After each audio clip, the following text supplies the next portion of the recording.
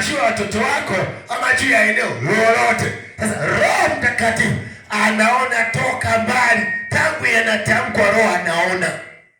Bwana Yesu asifiwe sana. Amen. Kwa kama Roho Mtakatifu anaona tangu yanatamkwa, sasa Roho anasubiria sasa ile roho ya uharibifu ianze kutoka pale palipotamkika, aje aishughulikie kwenye eneo husika la huyu mtu ambaye anaomba katika Roho.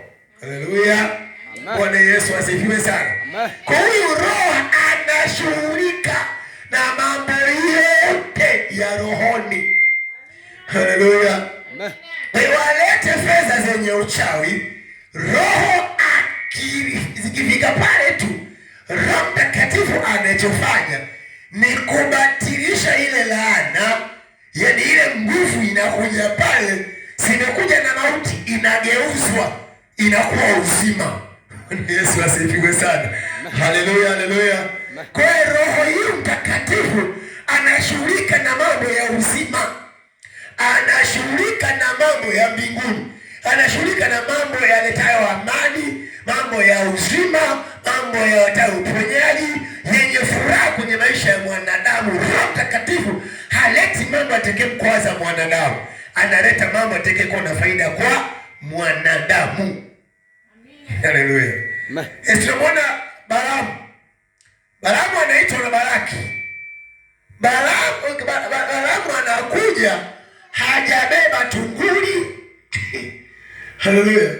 Anakuja ni bingwa kutamka maneno ya laana na akafanya kazi. Sasa anakuja kuwalaani taifa lililobarikiwa. Ndio maana mtu aliyeokoka amebarikiwa, hana laana. Haleluya. Amen. Kwa mtu yoyote asikwambie njoo ufanywe deliverance. Ukombozi upi? Si ndio ukombozi upi? Wakati tayari Bwana ameshanikomboa.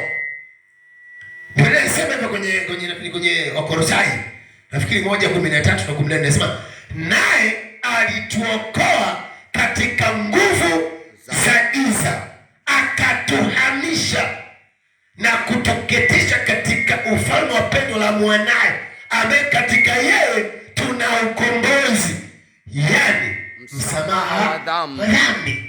Haleluya. Amen. Kwa mtu yoyote asikwambia habari ya laana.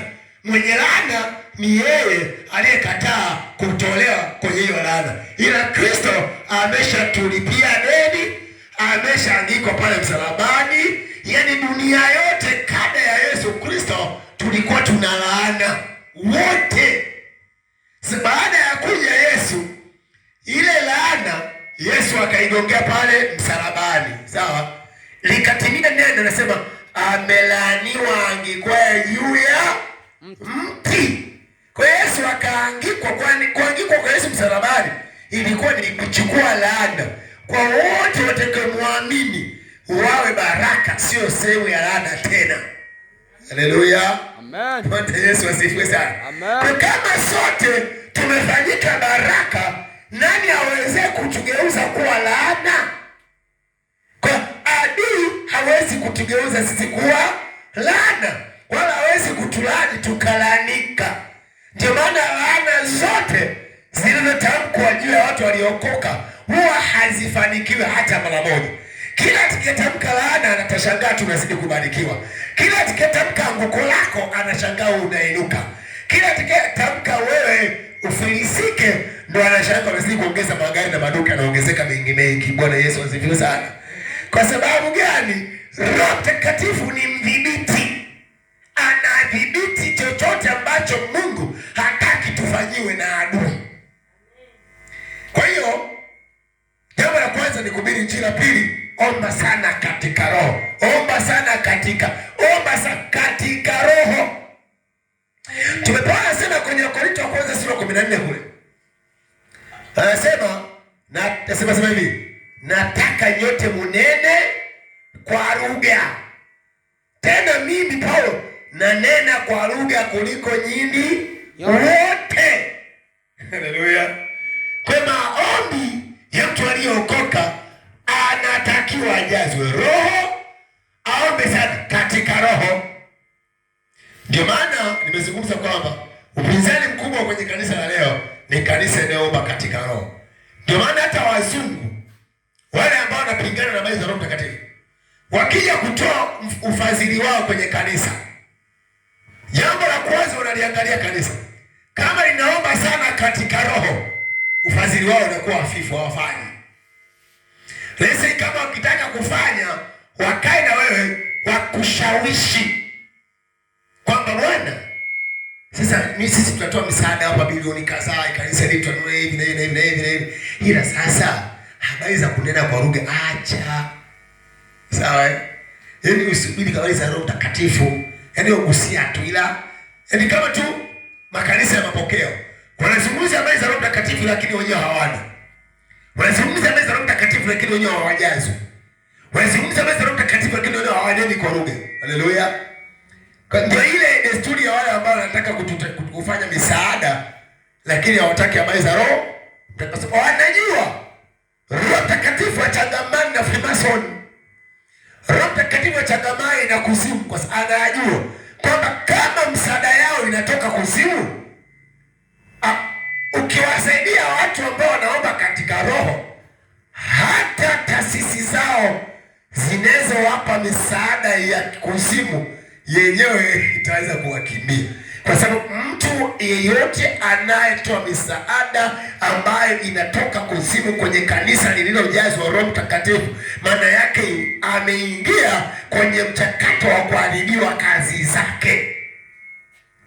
Amen. So wanaomba katika roho, Baba katika jina la Yesu naomba katika roho, naomba katika roho. Roho Mtakatifu anakuambia sasa, kuna watu walitaka ufe, ila nashughulika na hiki. Kuna watu walitamani ukae kwenye kuajiriwa miaka yote mpaka uzeekee hapo. Mimi nataka ujiajiri mwenyewe. Kwa anashughulika. Kuna watu wamefanya moja mbili, yani anashughulika.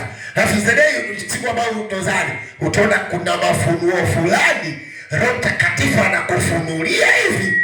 Ili mbona kama lakini yeye ameshashughulika. Bwana asifiwe sana. Roho anakupa tu taarifa kwamba kulikuwa kuna moja, kuna mbili. Kwa hiyo unaona kama nimeota hivi vitu fulani, kumbe Roho alikuwa anashughulika.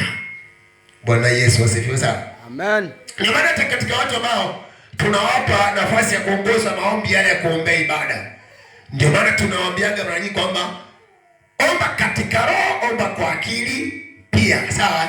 Kwa sababu unaomba katika roho, wakati unaomba kwa roho kwa Kiswahili, Roho atakuletea baadhi ya tafsiri ya maneno uliyokuwa unaomba katika roho.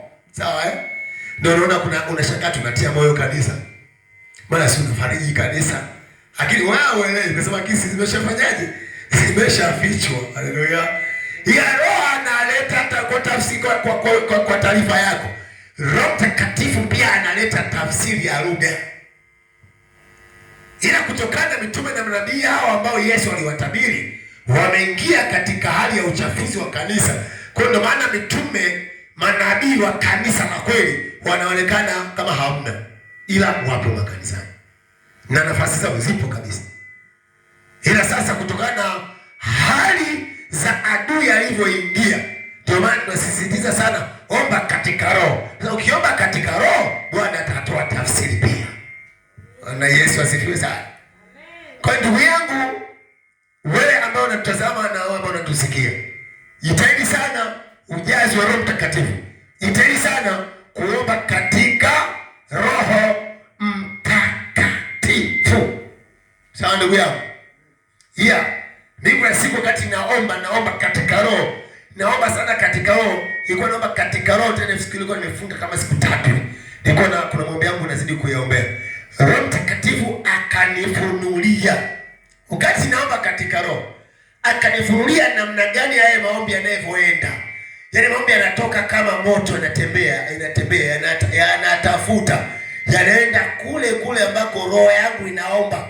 Unajua kuna mambo mengi sana katika roho zetu, si ndio Sasa haya mambo yaliyokuwa katika roho, yani kuna mambo yako sirini kwenye roho yako. Sisi wachungaji wenyewe hatujui. Haleluya. Hiyo unapoomba katika roho, Roho anayashughulikia moja baada ya nyingine. Kwa hiyo tunasisitizwa tuombe sana katika Roho Mtakatifu. Kwa kama umeokoka, jazwa Roho, fanya kazi ya Mungu, halafu omba katika Roho. Amen. Hiyo ni jambo la pili katika watu wanajazwa